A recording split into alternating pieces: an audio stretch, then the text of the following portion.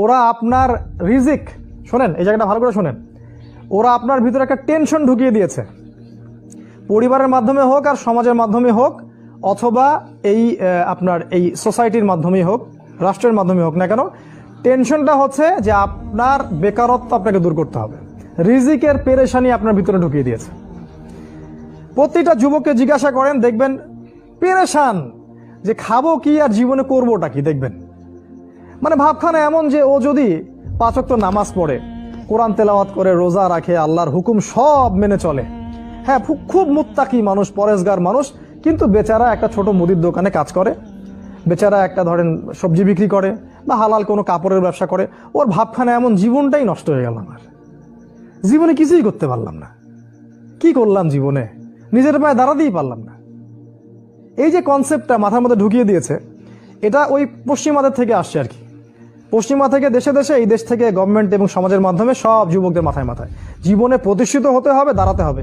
এর মাধ্যমে আপনি কি বোঝাচ্ছেন? ওই ছেলেটা তো আল্লাহর কাছে অনেক বেশি পছন্দের, যে আল্লাহ পাকের সব হুকুম আহকাম মেনে চলে এবং হালাল খায়, মাশাআল্লাহ। আল্লাহ পাক তাকে সত্যবাদী নবীদের মর্যাদা দিবেন ইনশাআল্লাহ। একজন যে ব্যক্তি সৎ ব্যবসায়ী, সে ব্যক্তি নবীদের কাতারে থাকবে কিয়ামতের দিনে।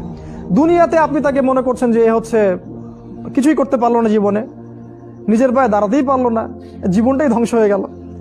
এই যে চেতনা, রিজিকের টেনশন, খাবো কি করব, মানে কোথায় গেলে একটা ভালো চাকরি পাবো, কোথায় গেলে একটা ভালো ব্যবসায়িয়া করতে পারবো, এই একটা চাকরির জন্য, একটা মানে জমি কেনার জন্য, একটা বাড়ি করার জন্য, একটা মেয়েকে বিয়ে করার জন্য পাগল হয়ে গেছে যুব সমাজ এখন, অস্থির। মানে আল্লাহ, রাসূল, কোরআন, সুন্নাহ এগুলোর চেয়ে এগুলো ওর কাছে বেশি ইম্পর্টেন্ট।